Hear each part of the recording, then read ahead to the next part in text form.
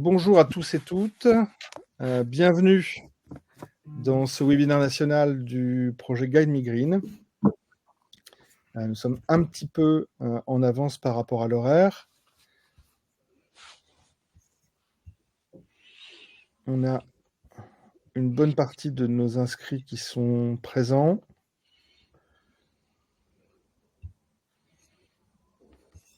Vous pouvez logiquement participer.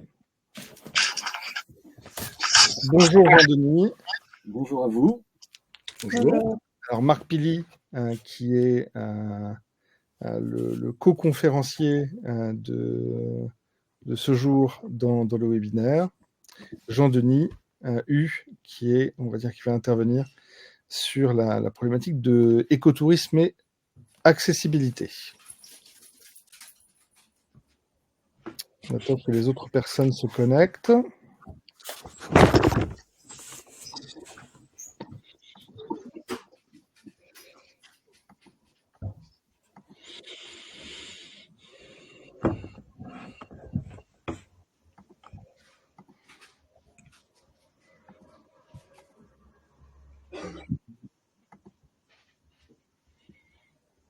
J'invite tout le monde à participer.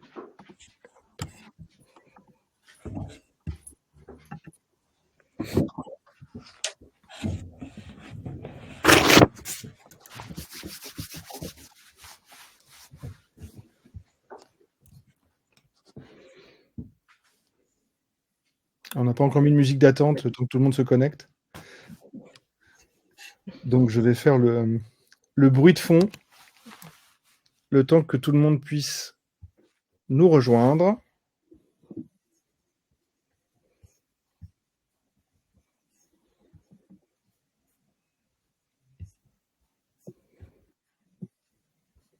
On a une demi-douzaine de personnes qui sont en attente. On va rentrer.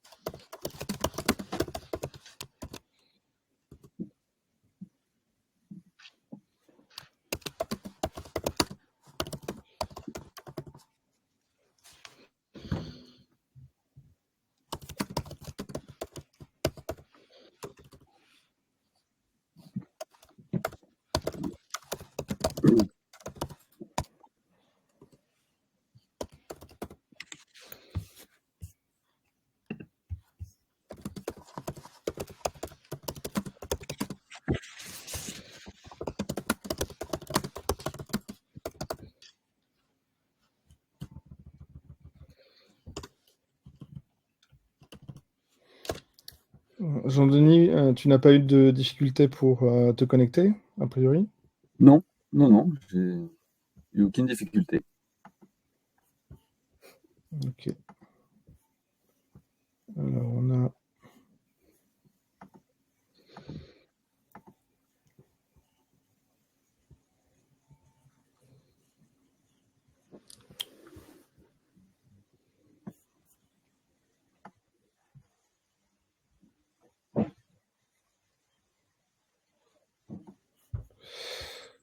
Ok. Nous allons donc commencer. Donc, le projet Guide Me Green a été développé et conçu post-Covid avec au cœur de l'intention augmenter l'accessibilité des personnes défavorisées ou à faible revenu au concept et à la nécessité d'un tourisme durable, tout en dissipant en fait le mythe que on était dans une logique d'exclusion par rapport, on va dire, à ce qui est classiquement une opposition entre une offre durable et une offre accessible. Donc ce projet, il a commencé en octobre 2021 avec toute une série de partenaires européens qui sont la Chambre de commerce italienne, d'Allemagne, d'Omspen, X23 et Nicanor. Tout à fait. Et on arrive aujourd'hui dans la finalité de ce projet Guide Me Green, avec toute une série de résultats aujourd'hui qu'on va vous présenter, que Maëva Cabanis va vous présenter, afin on va dire, de voir comment, on va dire, ces éléments peuvent être, on va dire, diffusés au mieux au regard des problématiques qui sont rencontrées. Et bien évidemment, nous avons le plaisir d'accueillir 2 intervenants dans le cadre de cette présentation. Monsieur Marc Pili, qui est le délégué général de Vacances Ouvertes, qui va, on va dire, nous apporter une vision de terrain par rapport à cette problématique concrète de l'accessibilité des publics et comment cette dimension de durabilité se confronte à ces enjeux, on va dire, opérationnels. Et puis, de la part de Jean-Denis Hu, nous allons avoir une autre forme d'expérience de terrain au regard donc, de ces sujets de recherche dans le cadre de son doctorat à l'ILCO et à l'INRENT. Il aura l'occasion de nous expliquer ce qu'est l'INRENT également dans le cadre de sa présentation, et puis montrer un petit peu au travers de l'expérience en matière d'écotourisme et du troisième secteur, c'est-à-dire l'économie sociale et solidaire, comment, on va dire, ces logiques peuvent être traitées.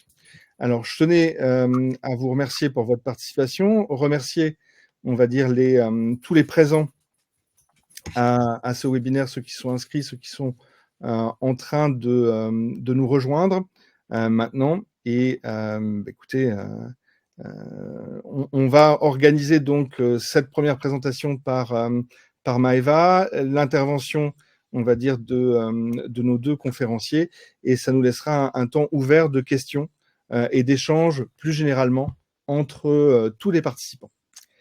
Merci beaucoup. Maëva, je te donne la parole pour la présentation de Guide Me Green. Merci Nicolas. Alors, comme Nicolas l'a expliqué, le projet Guide Me Green est né dans le contexte post-Covid-19, suite à laquelle les partenaires du projet ont identifié une croissance soutenue de la demande pour des expériences de tourisme durable, ainsi que le fait que les personnes à faible revenu et socialement défavorisées ont souvent un accès très limité à ce type de tourisme. Une autre chose qui a également été identifiée, ce sont les lacunes de connaissances et de compétences, à la fois parmi les acteurs du secteur, mais aussi chez les touristes eux-mêmes, et particulièrement chez les adultes défavorisés. Donc, dans cette optique, le projet Guide Me Green vise à accroître l'accès des personnes défavorisées aux expériences de tourisme durable, dont l'offre est généralement axée sur des prestations, des expériences, des destinations et des hébergements de qualité moyenne à élevée, et donc qui sont inaccessibles à ce type de public. Un autre objectif est d'établir des liens entre les besoins des voyageurs défavorisés et ceux des communautés locales, donc ceux en adaptant l'offre l'offre à la demande.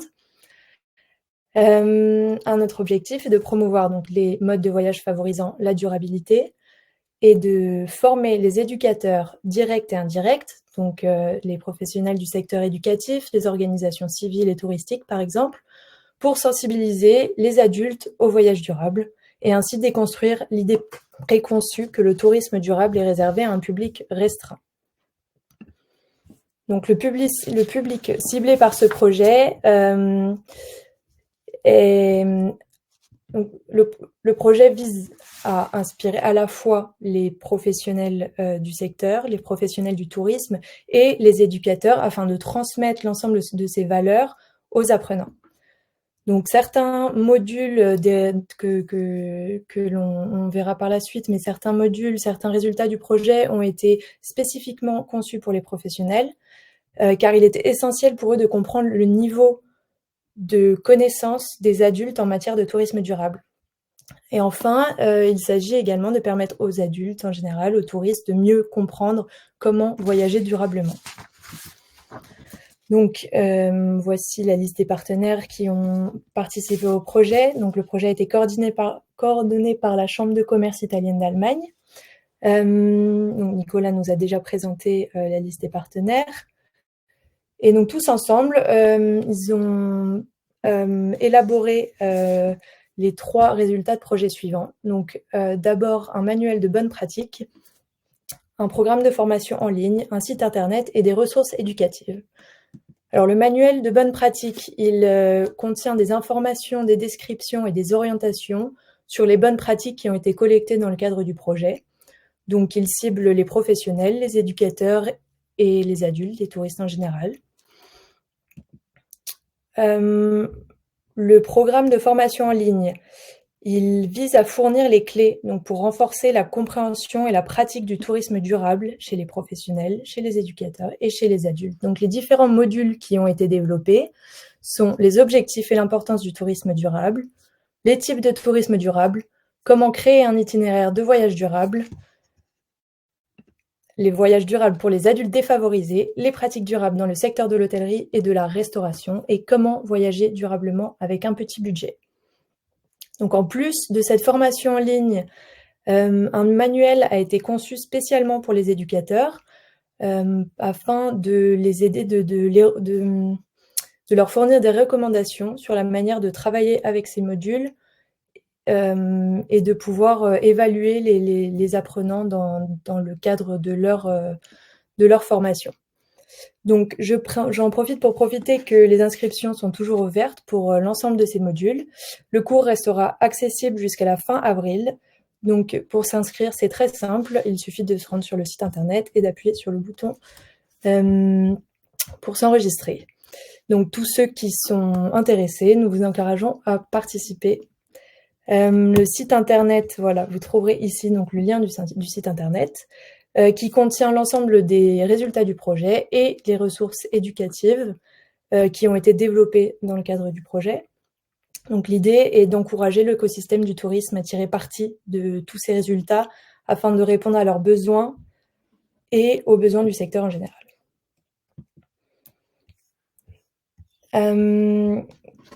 Donc, nous avons plusieurs événements à venir. Donc, nous organisons un webinaire pour discuter du sujet au niveau international le 13 février.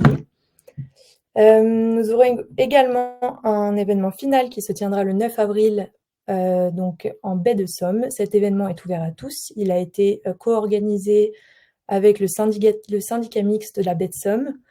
Donc, nous encourageons chacun à réserver la date de cet événement. Et en mars, donc, il y aura la publication d'un manifeste afin de promouvoir la pertinence de la question du tourisme durable pour les adultes défavorisés, qui est une question souvent négligée dans les discussions sur la durabilité sociale, l'inclusion et sur le tourisme durable. Enfin, des recommandations politiques seront également publiées donc en mars, et donc celles-ci visent les éducateurs, les professionnels et les PME, ainsi que les autorités publiques pour améliorer et aborder les situations liées au tourisme durable.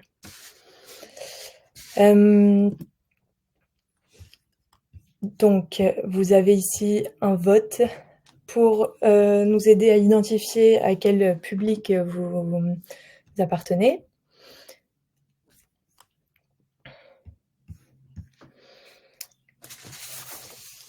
Donc, comme l'a présenté Nicolas, dans le cadre de ce webinaire, nous avons fait appel à 2 intervenants spécialisés dans les thématiques que nous avons évoquées. Et donc, je vais maintenant laisser Nicolas reprendre la parole. Merci Maëva pour cette présentation. Donc, le sondage concernait bien votre perception du public prioritaire par rapport aux outils qui ont été développés dans le cadre du projet GuideMeGreen. Je vais commencer par donner la parole à Jean-Denis Hu, qui va nous parler de cette problématique d'écotourisme et d'accessibilité au travers de son expérience assez conséquente dans les milieux associatifs qui l'ont amené, on va dire, dans le monde merveilleux de la recherche pour en tirer des conclusions et des enseignements dans les initiatives qu'il met en œuvre actuellement. Merci Nicolas pour cette introduction. Donc en effet, je m'appelle Jean-Denis Hu. Je vais vous faire une présentation autour du projet Escale. Est-ce qu'on peut commencer voilà, tout à fait. Donc je suis doctorant en 4e année en géographie. Je suis rattaché au laboratoire TVES.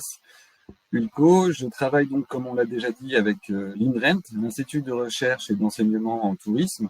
C'est un groupement d'intérêt scientifique entre plusieurs universités et ensemble, nous travaillons, parce que je suis aussi président d'une association qui s'appelle la SAP et qui a pour objet de développer l'écotourisme sur la côte d'Opale. Et donc, nous travaillons grâce à un financement, un projet, un dispositif de la Fondation de France qui s'appelle les Futurs du Littoral. Nous travaillons sur ce projet Escale qui mobilise différents partenaires institutionnels, comme vous voyez, autour de la question de l'écotourisme sur la côte d'Opale. Donc, pour vous, je ne sais pas d'où vous venez, mais pour vous présenter rapidement, vous immerger un peu sur les paysages de la côte d'Opale, je vous présente ces photos qu'on utilise aussi en photolangage lors d'animation. Pour vous présenter un peu la diversité des paysages, donc avec ce trait de côte assez protégé, des territoires bocagés et puis aussi plus en retrait des zones humides, notamment là une photo du marais de Guînes. La photo en bas à gauche vous montre en fait un des traits de côte de notre territoire avec ces symptômes d'érosion. Il faut savoir qu'à certains endroits, on a assisté à un recul de 4 mètres en un mois ces derniers temps. Est-ce qu'on peut passer? Merci. Donc, en effet, notre territoire de travail est pour l'instant essentiellement sur la terre des deux caps. Un certain nombre de phénomènes naturels sont constatés, comme je l'ai dit sur l'érosion, mais aussi des phénomènes de sécheresse plus prononcés, et vous en avez entendu parler un phénomène d'inondation particulièrement marquant cette année. Une urbanisation croissante des bourgs en périphérie, le développement de résidences secondaires, mais surtout une augmentation des flux touristiques liés à l'attractivité littorale et nous posons la question du coup de l'usage en fait du territoire qui a fortement une vocation aujourd'hui de développement touristique et la préservation donc des espaces naturels. C'est pourquoi se pose la question de l'œcumen, de comment habiter ensemble le territoire avec ses différents usages. Le projet Escale. Donc, le projet Escale est fondé aussi sur une recherche-action qui a pour titre l'écotourisme sur la côte d'Opale, approche géographique par les acteurs de l'économie sociale et solidaire. Et en effet, nous allons nous interroger sur le territoire, sur les différentes stratégies de tourisme durable qui sont énoncées par les institutions, mais surtout sur leur opérationnalité sur le territoire, avec de fortes disparités mésologiques et donc de différentes approches des politiques de tourisme durable, avec des maillages d'acteurs assez différenciés qui montrent en fait une intelligence territoriale assez diverse. Nous travaillons donc sur l'écotourisme. L'écotourisme, nous, on a pris 5 piliers, la sensibilisation et la protection à l'environnement, l'animation expérientielle, l'économie locale autour des circuits courts, la notion d'apprentissage et de maillage entre les acteurs, et notamment pour former de nouveaux professionnels, et la question de l'identité et de la gouvernance, comment le territoire peut faire prendre davantage d'initiatives en termes de tourisme durable. Donc, dans notre recherche, nous sommes amenés à aller identifier des différentes initiatives, que ce soit portées par des acteurs institutionnels ou des acteurs privés, mais surtout, nous nous sommes rendus compte de la participation à l'attractivité du territoire réalisée par les acteurs associatifs. Et en ce sens, nous avons donc pu constater le rôle très important, notamment au niveau de l'environnement, que ce soit de la protection, mais aussi l'animation de ces espaces, la découverte avec la mise en œuvre de guides, de visites. Nous avons aussi pu constater l'importance en fait d'événements, de micro-événements, comme la fête du crabe, la fête de la moule, dans lesquels les habitants et les touristes vont pouvoir se rencontrer. et découvrir l'identité spécifique à notre territoire, mais aussi des associations qui vont créer des événements sportifs, notamment je pense au trail de la Côte d'Opale ou ce type d'événements qui attire de plus en plus de gens et pose des questions sur l'accessibilité en fait au territoire, à la fois par les habitants et par les touristes. Donc nous travaillons ensemble sur l'identification de lieux, d'animation portés par ces acteurs-là, et surtout nous cherchons à les mettre en lien afin de proposer de nouvelles itinérances de tourisme durable.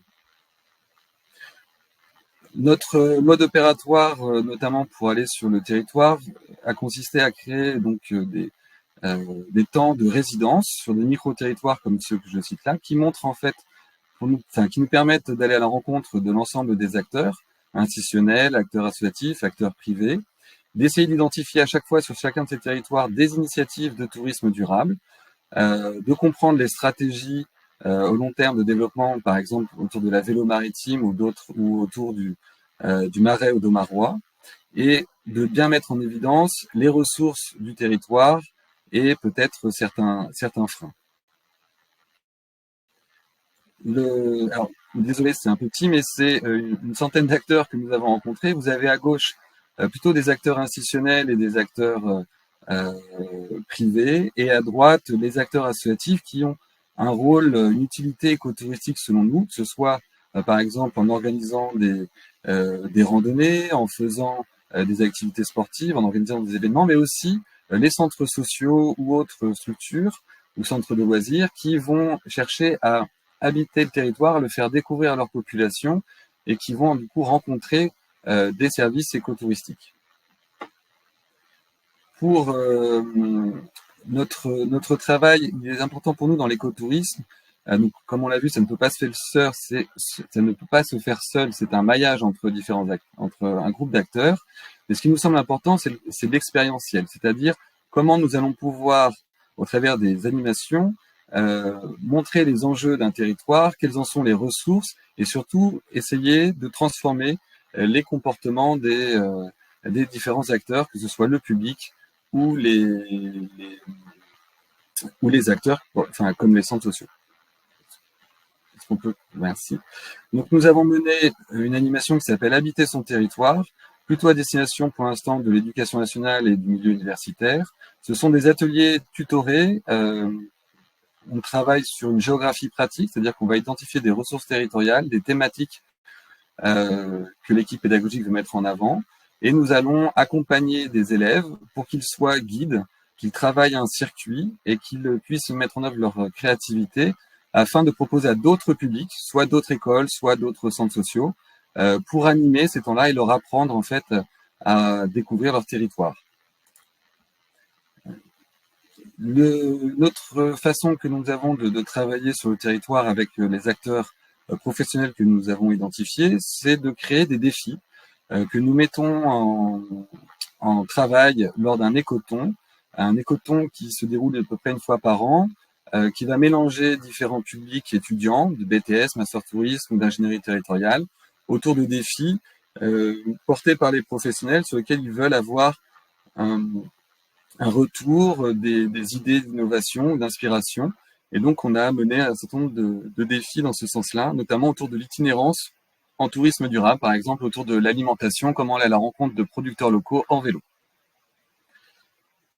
Nous sommes aussi des arpenteurs du territoire. Cette carte montre en fait un exemple de randonnée que nous travaillons, que nous organisons. Ces randonnées nous permettent d'identifier des escales, des points d'intérêt sur le territoire, notamment en lien avec le géoparc, le parc naturel des Caps et Marais d'Opale. Nous travaillons donc sur un apport d'informations, des pratiques, et afin de former de nouveaux guides sur le territoire ou de transmettre ces informations-là aux différents opérateurs.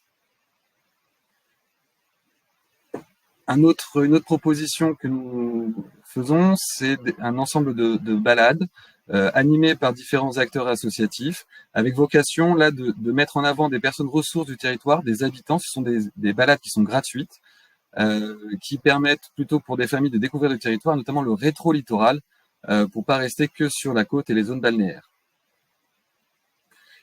Importance pour nous de travailler sur la question des lieux pédagogiques. Ce sont des lieux ressources où nous développons des animations, notamment avec des maraîchers. Nous appelons ça des écoles buissonnières, mais nous travaillons aussi avec la compagnie des tiers-lieux pour développer la vocation écotouristique des tiers-lieux en zone rurale afin de servir de relais dans les différentes pratiques. Et je me dépêche de finir parce que je vois que le temps passe. Et on est sur Escale 3 aujourd'hui, donc l'objectif pour nous, c'est de travailler jusqu'en 2027. Nous allons expérimenter des séjours itinérants, créer aussi quelques événements autour de banquets et un écoton prochainement le 18 mars, pardon, à Boulogne, à la faculté, autour de différents défis, notamment comment organiser un jour sans voiture sur le grand site des Deux Cas. Ce que nous cherchons à faire, c'est en effet de travailler sur le territoire, le maillage entre les acteurs pour le rendre accessible à tous et de sensibiliser aux nouveaux enjeux environnementaux. Et c'est pour ça que j'étais très intéressé par les échanges que j'espère que nous aurons après. Voilà. Merci de votre attention. Merci Jean-Denis pour cette présentation de tes travaux et tes recherches. J'imagine qu'on aura l'occasion d'en reparler pendant les questions, mais on est vraiment sur le développement d'une offre accessible portée par des acteurs du territoire, accessible, encore une fois, par le fait qu'il n'y a pas forcément un coût qui est associé. Et ça, c'est le travail, on va dire, des bénévoles qui le rend possible. Mais on est sur, on reparlera, on va dire, plus tard des questions du public que ça touche, on va dire, publics locaux ou public de passage dans le cadre de leurs vacances. Je vais céder la parole à monsieur Marc Pili, qui lui va nous présenter, on va dire, au travers de plusieurs questions qu'on va aborder, son expérience au regard de cette question. La première étant ancrée sur toute une série de réalités qui sont liées à la représentation sociale de ce qu'est les vacances, de ce que sont les vacances, et comment, on va dire, cette perception et cette nécessité vitale de partir peut se confronter avec une autre réalité qui est celle de l'impératif du développement durable auquel nous devons tous intégrer aujourd'hui dans nos comportements à plus ou moins brève échéance. Bonjour, merci de m'accueillir.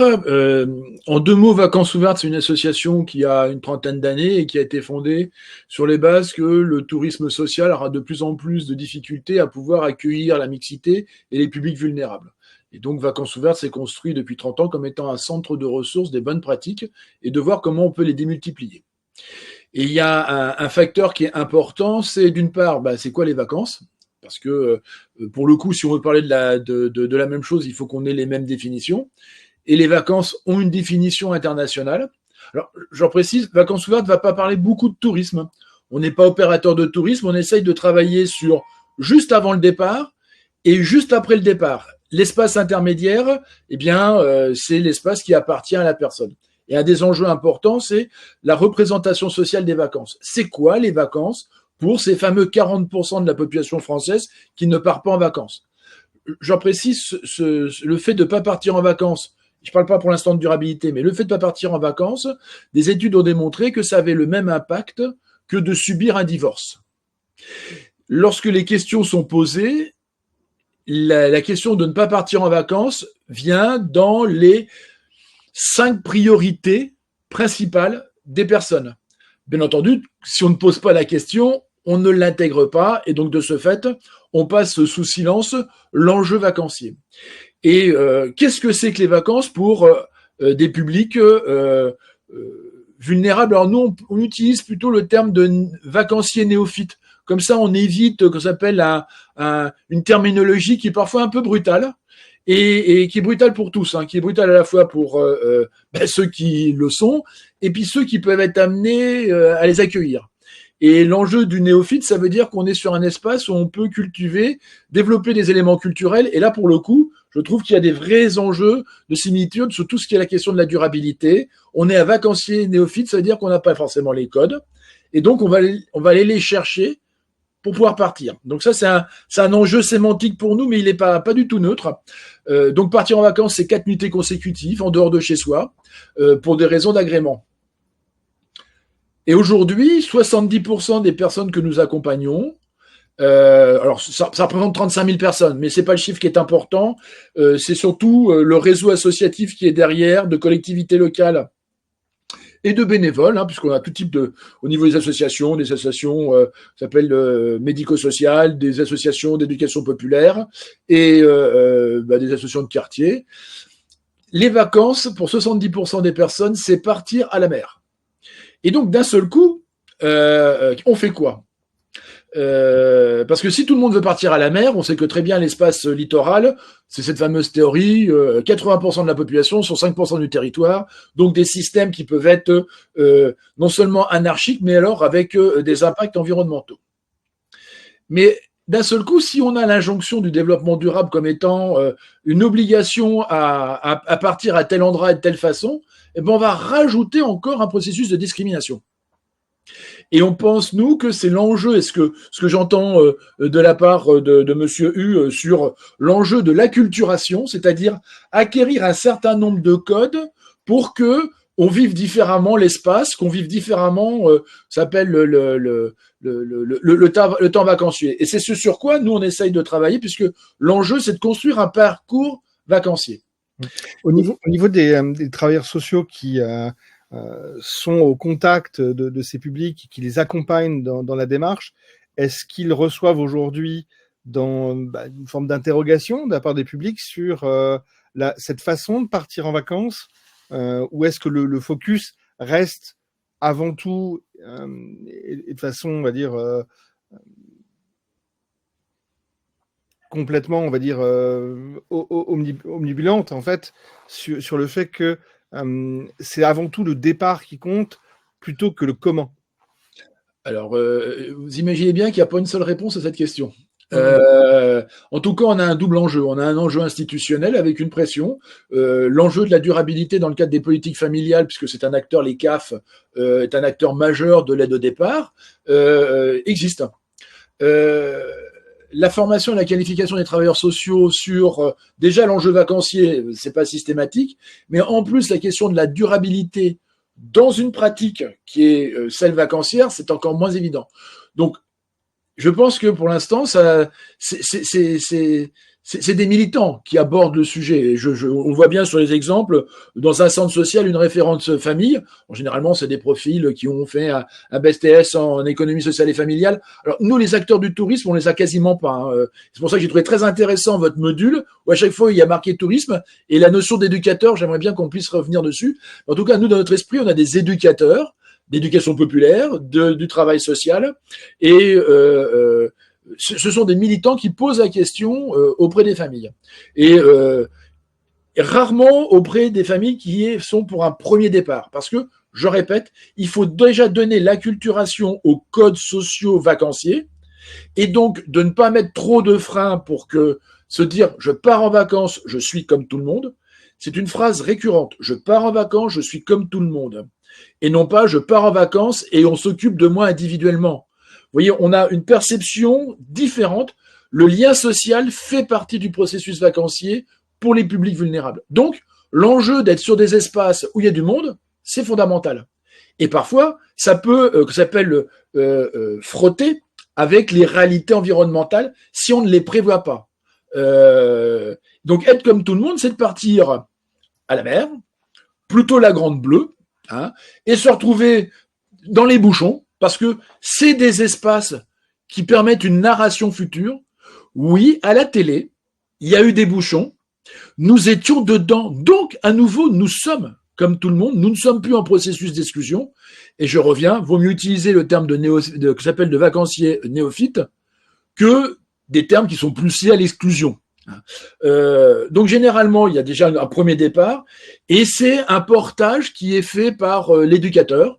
Et là, par exemple, on a un exemple. Ils se sont dit comment on évite les bouchons, comment on va pouvoir travailler sur la mobilité douce. Et ils se sont mis en contact avec une association qui louait des vélos cargo. Et pour pouvoir, qu'on s'appelle, mettre en œuvre l'activité, il fallait avoir des sacoches. Vous imaginez bien, quand vous êtes déjà en situation de précarité, alors j'en précise juste, la sobriété subie, ça s'appelle la pauvreté. Donc, il faut juste préciser que les personnes ne sont pas sobres. parce que c'est pas une décision volontaire d'être pauvre, bien entendu. Hein. Donc, les contraintes matérielles et environnementales sont subies naturellement. Je vous donne juste une anecdote pour vous positionner. Aujourd'hui, on est tous en train d'avoir des gourdes qui viennent du monde entier, peu importe. Là, l'enjeu, c'est d'avoir une bouteille en plastique qu'on met de l'eau régulièrement dedans. C'est pas d'aller acheter des packs d'eau et d'acheter les bouteilles comme ça n'importe où. C'est tous ces éléments-là aussi où on a parfois un vrai décalage entre la perception, nous, acteurs d'une consommation massive, et les réalités des comportements des publics en situation de précarité. Lorsque nous avons préparé cet entretien, M. Pili, vous me donniez un exemple justement de cette hésitation, on va dire, au départ par rapport aux enjeux éventuellement écologiques. Et comment potentiellement, face à cet enjeu de non-consommation, au moment du départ, certains groupes que vous accompagnez avaient mis en place une stratégie pour entrer dans l'acceptabilité. C'est ce que j'étais en train d'évoquer là justement sur ce départ à vélo, parce que le questionnement était posé. Et au lieu d'acheter, qu'on s'appelle des sacoches qui coûtent une fortune, le centre social a fabriqué des sacoches. Et autour de la création des sacoches, on met une animation de quartier pour poser la mobilité au sein de la collectivité, et ils ont vendu les sacoches. C'est comme ça que l'enjeu, que s'appelle environnemental, se passe en amont du départ, avec une prise en compte. Et ce qui est intéressant, c'est que c'est cette prise en compte collective, être comme tout le monde. Je répéterai, si on a 3 heures d'intervention, je vous répéterai 40 000 fois, être comme tout le monde, c'est la base. Et la difficulté du tourisme durable, c'est pas systématiquement être comme tout le monde. Donc, il y a des biais. Un exemple tout simple. Sur la question de l'alimentation, on part. Et l'objectif, c'est d'essayer de faire un petit peu d'épargne pour pouvoir acheter des produits locaux au marché. Mais vous ne faites que des endives tout au long de la journée parce que vous êtes un ch'ti et que le chicon est la base de l'alimentation. Je caricature et je viens de prendre du goudron. Et d'un seul coup, vous allez sur un marché méridional où vous avez de la courgette, où vous avez de l'aubergine. Comment on le traite? Circuit court. Mais si on ne sait pas comment les accommoder, on les prend pas. Donc on va se reporter sur des choses qui ont fait 1 kilomètre de plus, 100 kilomètres de. Et dans le cadre des centres sociaux, par exemple, ou des associations de quartier, il y a des petits cours de cuisine qui se font. Comment je me fais ma nourriture avec ce que je vais pouvoir avoir en proximité, côté festif, et en même temps acculturation à une diversité et la compréhension de l'enjeu des circuits courts. C'est ce biais-là qu'on essaye d'apporter tranquillement en amont. Parce que si vous débarquez sans les codes, vous allez faire comme tout le monde. Vous allez aller Lidl, aller chercher votre boîte de conserve qui a fait 40 000 kilomètres et votre pot de yaourt qui est devenu je ne sais pas trop où, parce que c'est votre quotidien. Et là, et ça je crois que c'est valable pour tout le monde, le fait de se préoccuper des écosystèmes qui sont humains, nature, environnement, c'est l'évolution des pratiques. Et donc, ça s'accompagne. Et donc, s'il y a bien un enjeu majeur, c'est accompagner, mais avec la finalité, c'est d'être comme tout le monde et ne pas être exclu. Et on essaye de faire ça avec des collectivités locales. Je suis très intéressé par ce que vous avez évoqué, monsieur, parce qu'on bosse beaucoup sur les Hauts-de-France, avec le Pas-de-Calais, et aujourd'hui, on est en train d'essayer de mettre en place sur un territoire Lens-Liévin, alors c'est moins sur la côte, mais on est au cœur du secteur minier, de voir comment des collectivités locales portent des politiques de droit aux vacances et comment on l'intègre dans le cadre des pratiques d'accompagnement social. Et à un moment, de manière très indirecte, certes, on va aborder tous ces sujets-là. Le fameux sujet du dernier kilomètre. Vous savez, cette question lancinante où l'une des réponses, c'est faire du vélo. Juste une question. Allez dans certains quartiers, mettez des vélos, ils ne seront pas volés. Je caricature volontairement parce qu'on ne sait pas forcément en faire. Et ça, c'est des vrais enjeux qui sont aussi à travailler. Tout ce système-là est extrêmement important. Et là, quand je parlais de cette situation avec ces vélos cargo, ils ont mis une école de vélo pour que justement ça puisse se faire. Et quand les gens étaient très malhabiles, très en difficulté sur les équilibres, des tricycles étaient mis à disposition pour pouvoir compenser. Et d'un seul coup, là, on a une perception différente des mobilités. Et quand j'entends une journée sans vélo, ce type d'association, ce type de démarche, parce que la finalité, partir en vacances, c'est positif, on va faire l'effort pour pouvoir rentrer dedans. Ça, c'est un aspect, on va dire, très intéressant, le fait de se dire que potentiellement, sur le développement des mobilités douces, il y a des gens qui ne savent pas faire du vélo. On considère que dans notre génération, c'est peut-être quelque chose d'évident. Ça ne l'est pas forcément, comme d'ailleurs savoir nager, aller à la mer et savoir nager. Donc peut-être qu'il y a des leçons, on va dire, à en tirer sur l'organisation des exemples. Vous parliez d'initiatives, notamment en Gironde, sur des problématiques de mixité sociale entre tourisme et les différents publics qui. Alors cet exemple est, je trouve assez intéressant parce qu'on a travaillé avec une collectivité locale qui s'appelle le département. Et le département a une double entrée, une entrée tourisme via son association d'agence départementale du tourisme et sa fonction d'action sociale avec tous les travailleurs sociaux et toutes les aides sociales qui existent, dont le RSA.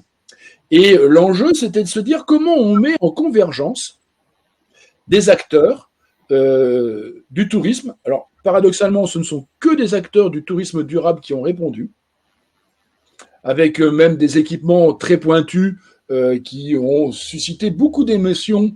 La question d'avoir des WC secs n'est pas une évidence du tout dans les quartiers populaires. Comment ça a été appréhendé? Et on a mis en convergence, par de la formation, des travailleuses sociales et des opérateurs.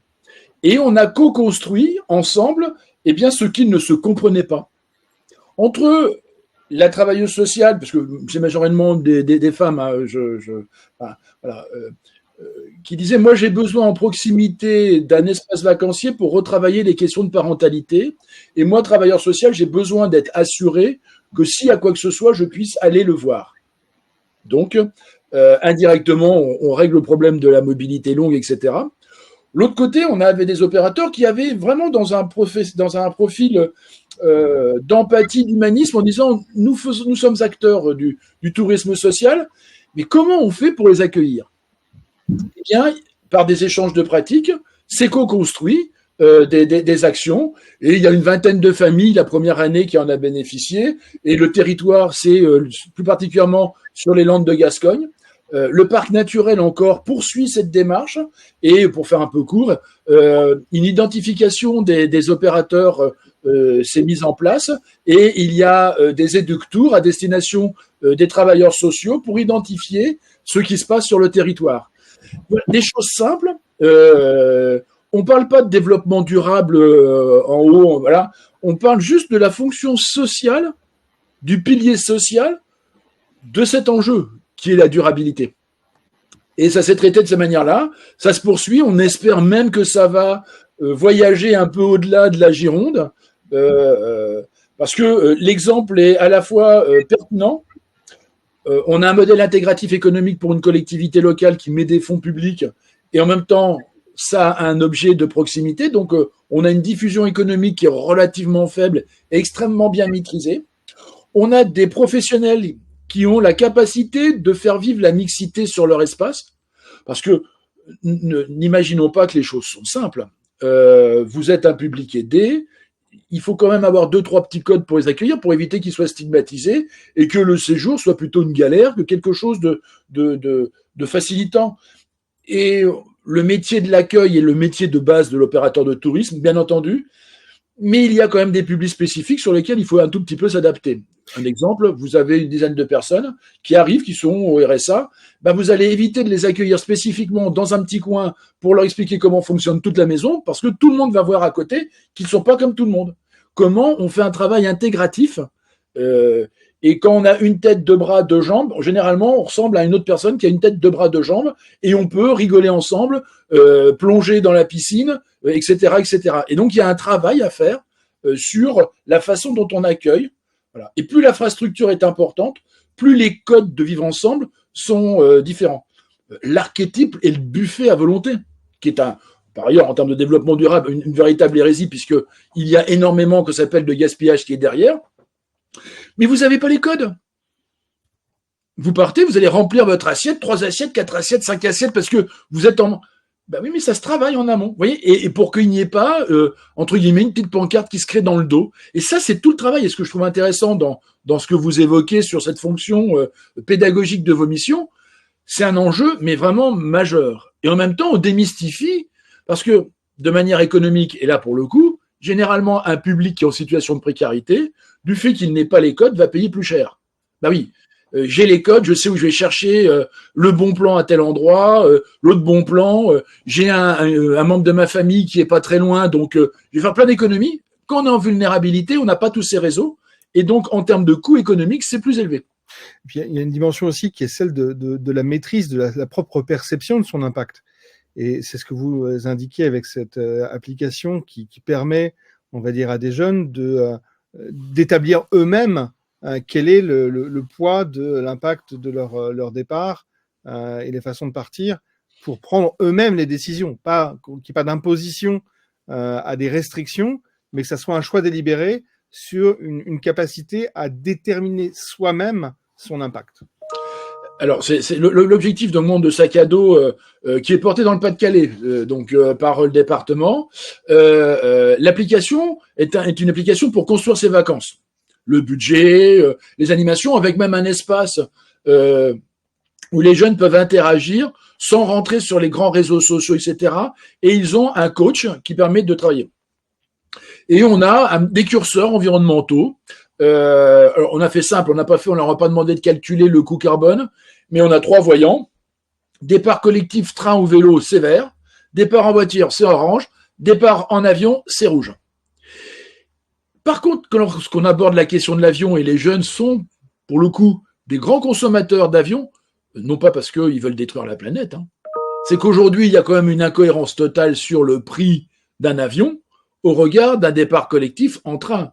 Vous faites, que s'appelle un Amiens Béziers pour 35 €.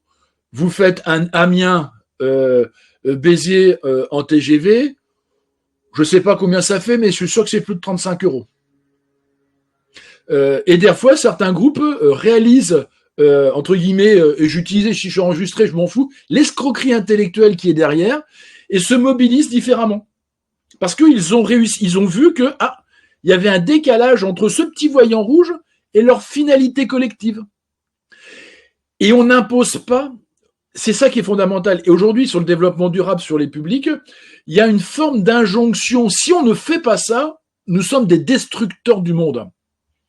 Et j'utilise volontairement le terme de destructeur du monde pour faire l'analogie à ce qui s'est passé lorsque un ingénieur a créé une petite bombinette. Sur cette autre réalité qui est celle, parfois on entend des gens dire si on veut sauver quelque part la planète, aujourd'hui on va se restreindre d'un certain nombre de types de consommation, et particulièrement le fait de partir en vacances peut être une des victimes de ce type d'autocensure. Est-ce que vous... alors, il y a ceux qui mettent en avant, on va dire, que cette nécessité, et est-ce qu'on peut considérer que finalement, ceux qui souhaitent simplement partir en vacances pour ce besoin vital se retrouvent dans une forme de culpabilisation du fait de partir? Est-ce que c'est ressenti? Est-ce que les accompagnants qui aujourd'hui travaillent avec ces publics font face à ce type de mauvaise conscience? On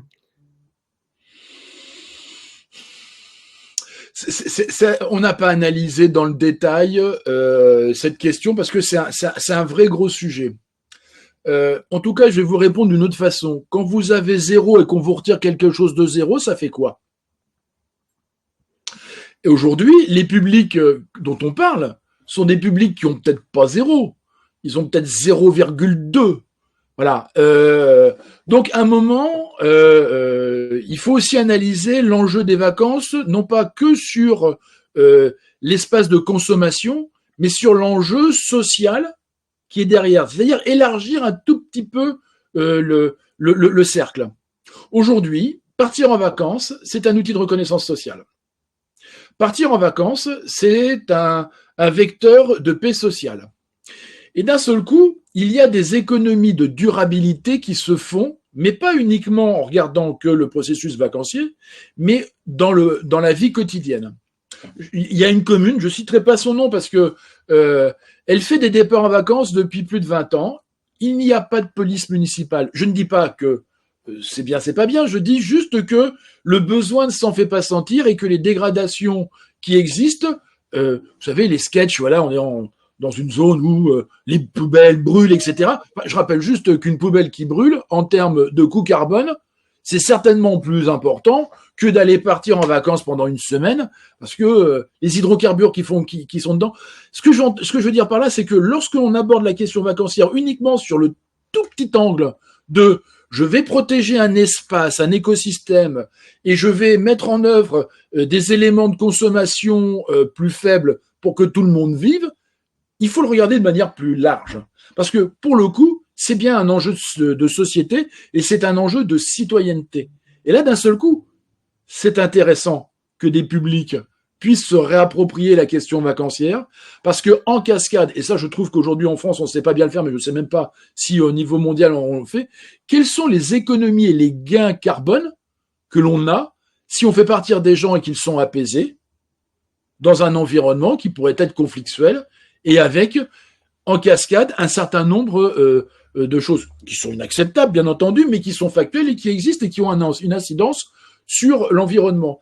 C'est ce type de questions que le tourisme ne se pose pas, que l'on essaye dans la question vacancière de poser. Je vous rassure, on est relativement inaudible. Hein, ça, et je suis très content justement d'avoir 5 minutes pour pouvoir en parler, mais c'est aussi cet enjeu, et on est dans des processus systémiques. Et l'enjeu de la durabilité est un enjeu systémique, holistique, et là d'un seul coup, quand on est dans toutes ces interactions, on s'y perd, on n'est pas très bien équipé. La seule chose que je sais, c'est que les personnes, lorsqu'elles reviennent de vacances, elles sont heureuses. Et je vous rappelle juste une chose. Notre Constitution est créée sur la Déclaration des droits de l'homme. Et dans son préambule, la finalité de la République, c'est le bonheur pour tous. Je pense que c'est pas mal de le réintégrer. Et je pense que la durabilité, c'est la durabilité du bonheur pour tous, de pouvoir voir un environnement beau et donc d'être dans l'onirisme. C'est-à-dire autre chose que le modèle purement économique que l'on essaye que l'on défend aujourd'hui à tout crin et qui nous met en opposition permanente, voire en schizophrénie, sur la place des publics vulnérables par rapport à plein d'autres sujets. On se rejoint, on va dire, entre votre perception et ce qui a été fait dans GuideMeGreen sur la nécessité d'éduquer au voyage, et pas simplement sur la partie durabilité, mais sur comment effectivement pouvoir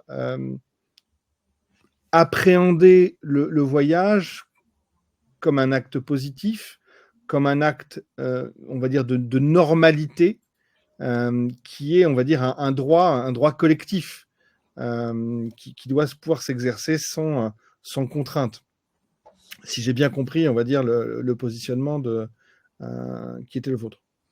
En tout cas, l'enjeu de la liberté de pouvoir agir de manière autonome et consciente est fondamental au niveau de vacances ouvertes. C'est vraiment un enjeu majeur.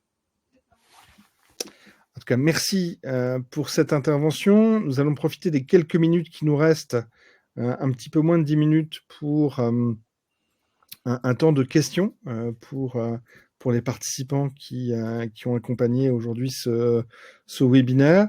Je vais ouvrir avec une question à Jean-Denis Hu tout à l'heure, qui nous a fait cette présentation. C'est que aujourd'hui, dans cette structuration de l'offre qui est la sienne dans le cadre de ces projets, est-ce qu'on s'adresse essentiellement à des publics locaux qui viennent découvrir le territoire ou le redécouvrir, comme ça a été le cas, on va dire, post-Covid, dans une nouvelle démarche de l'idée qu'on pouvait, on va dire, se dépayser près de chez soi, plutôt que d'aller chercher, on va dire, ce dépaysement à plusieurs centaines de kilomètres, donc dans une forme de sobriété, et où est-ce que on arrive également à toucher les publics qui ne sont que de passage et qui découvrent au travers de vos initiatives d'autres façons un peu plus sobres de découvrir le territoire. Merci pour cette question, et ça fait le lien avec la présentation de M. Pili. C'est que, en effet, notre objectif, au travers des activités qu'on souhaite valoriser, c'est de permettre aussi aux habitants de redécouvrir leur territoire. Et pareil que pour nous, dans les études qu'on a menées, quand on interrogeait les gens, est-ce qu'ils partent en vacances ou pas, en fait, on s'est rendu compte, pareil, que 40% de la population ne partait pas et que, en fait, c'était le territoire de proximité qui servait de lieu de vacances. Et comment créer une découverte, une sensation de vacances à proximité, c'est aussi ça qu'on cherche à faire. On a des gens qui ne vont jamais en forêt, qui n'ont jamais goûté tel aliment ou n'ont pas rencontré un producteur de soit maraîcher, etc. Donc c'est toutes ces rencontres-là qu'on favorise et ça fait le lien aussi avec les centres sociaux. C'est comment amener les centres sociaux en préparation de leurs vacances à mettre en pratique des découvertes, de la randonnée aussi, comment s'orienter, comment choisir son parcours, comment se préparer à tout ça. En tant qu'ancien référent famille, ça me fait beaucoup. C'est ça aussi qui m'a nourri, si vous voulez, dans notre proposition d'activité. C'est aussi pour répondre à un besoin de proximité. Ensuite, c'est par rapport au deuxième volet, c'est comment les gens, les touristes qui viennent, parce qu'on a un territoire qui a même été médiatiquement comparé. La Côte d'Opale a été comparée à la Côte d'Azur sur l'été dernier, et donc il est de plus en plus attractif. Et c'est comment montrer que non, la Côte d'Opale c'est pas la Côte d'Azur. On peut pas avoir les mêmes pratiques, on peut pas. Et donc c'est comment leur faire rencontrer des personnes, comment créer une hospitalité qui permet de comprendre les enjeux du territoire, d'aller plus loin et d'aller vraiment dans quelque chose de plus. Alors certes, on peut reprendre le terme, mais d'authentique en tout cas, mais surtout de leur faire découvrir plein de petites choses qui leur fassent comprendre les enjeux aussi de notre territoire. Les amener notamment, pas que à manger une glace sur la plage, mais aussi à les amener sur d'autres points de vue, plus en retrait de la côte et de profiter des deux, parce que c'est comme ça que se vit un peu ce territoire, par exemple. Pour ceux qui le souhaitent, vous avez la possibilité de poser des questions, soit écrites, et à ce moment-là, on les posera aux deux intervenants, ou alors en prenant directement la parole, si vous le souhaitez. Si ce n'est pas le cas, et s'il n'y a pas de questions, eh bien, je voudrais rebondir sur ce que disait Monsieur U. L'enjeu, c'est la connaissance. Je ne sais pas qu'une pratique est possible, donc je ne la ferai jamais. Je ne connais pas la théorie des cordes, je ne vais absolument pas m'y intéresser. Et tout le travail éducatif qui est derrière, c'est comment, tranquillement, sans injonction, parce que si je vous fais rentrer quelque chose dans la tête à grands coups de batraque, c'est pas forcément le meilleur moyen pour que ça reste, par l'expérience, par le vécu. Et donc, il y a un enjeu qui est extrêmement important, c'est l'enjeu du temps long. C'est fondamental. Il y a, tout à chacun, on a eu des codes culturels qui se sont développés au fur et à mesure du temps et on se les est appropriés et ils sont devenus éminemment naturels. Et l'objet de l'environnement, me semble-t-il, je suis pas un expert, mais l'enjeu en tout cas des vacances, c'est ça. C'est que ça devienne un espace totalement naturel et à aucun moment subi. Et après, quand on est dans ce moment-là, on sait exactement qu'on est un acteur, on fait ses vrais choix dessus. Aujourd'hui, on a un code sur lequel il est fondamental de revisiter, c'est tous ces médias, toutes ces photos, c'est la question de l'ultra-consommation. Et quand on est dans des situations de vulnérabilité, parfois il est extrêmement important d'avoir ces mêmes codes. Je ne citerai pas des marques connues, mais en tout cas, si on n'a pas un crocodile sur le maillot, d'un seul coup, on est rejeté du code commun. Et pour arriver à non plus avoir le crocodile pour être comme tout le monde, mais de découvrir que c'est magnifique de regarder un paysage avec un arbre qui est là, qui était le bornage d'un champ, il faut l'amener tranquillement, gentiment. Le problème, c'est qu'on a un besoin urgent d'accélération, et là, je pense qu'on va avoir un frottement un peu important. Dernier point, si demain nous n'avons pas une augmentation qu'on s'appelle du nombre de départs en vacances, donc des aménagements, de revisiter l'aménagement du territoire au regard de ça, je pense que nous aurons d'autres soucis à traiter, qui sont par ailleurs, me semble-t-il, peut-être bien plus coûteux et éminemment polluants. Je pose juste ça comme question. Alors c'est vrai que peut-être nous ne sommes pas tous des décideurs, enfin certainement pour nous, ce serait belle lurette qu'on aurait réglé le problème si on était décideurs, mais c'est un enjeu majeur, le temps long, l'acculturation et et de ne pas voir uniquement que le petit bout de la lorgnette dans la démarche. C'est extrêmement important pour nous. Alors, question de Madame Collat ou Colas, qui demande des renseignements sur le projet Escale. Quand vous êtes inscrit, vous avez donné votre adresse mail. On transmettra à Jean-Denis Hu, qui pourra vous transmettre les informations qui sont liées à Escale, sans aucun souci. L'enregistrement de ce webinaire sera disponible pour tous ceux qui se sont inscrits. Donc, vous pourrez retrouver ces informations. Je vous encourage vivement à regarder de près les 6 modules qui sont dans le dispositif de formation que Gagne Migraine a développé. Toutes les personnes qui participent à l'ensemble du programme, donc c'est de l'auto-apprentissage en ligne. Quand vous complétez les 6 modules, vous avez le droit à un certificat du projet Gagne Migraine. Alors, je sais que on croule sous ce type de certification maintenant dans les auto-formations, mais ça peut aussi avoir une valeur pour les publics qui, encore une fois, sont néophytes. J'aime beaucoup cette notion de vacancier néophyte. Je pense que c'est important de mettre en valeur les vertus de l'éducation, et quand quelqu'un fait l'effort d'apprendre, c'est bien qu'il y ait un petit signe, une reconnaissance du travail et du temps qu'il y a consacré. Et s'il y a une chose que je me rends de plus en plus compte au fur et à mesure où on avance sur ces sujets, c'est que nous vivons une période de transition bien sûr écologique, mais aussi peut-être de transition de valeur entre certains modèles de consommation et la façon finalement de les vivre et de les appréhender un peu plus proche des réalités, un peu plus proche des gens, un peu plus proche du terrain. En tout cas, c'est ce que Euracom promeut aujourd'hui dans le cadre de toutes les initiatives qui sont en lien avec le tourisme régénérateur sur les territoires. Gagne Migraine en fait partie. Merci de votre participation. Alors, il s'agissait bien de Marc Pili et pas Jean-Marc Pili, comme on a pu le lire sur les slides. Merci à tous les participants. J'espère que je n'ai pas loupé une question. Tout à fait. Deux personnes pour les informations sur Escale. Nous transmettrons, on va dire, toutes les informations. Merci pour votre participation. Merci de nous avoir accompagnés sur ce webinaire. Et nous vous donnons rendez-vous le 9 avril prochain à la maison de la baie de Somme pour poursuivre le travail, la réflexion sur ces sujets de tourisme durable et d'accessibilité. Merci à toutes et à tous et très bonne journée à vous. Merci. Au revoir et à bientôt. Au revoir. Merci.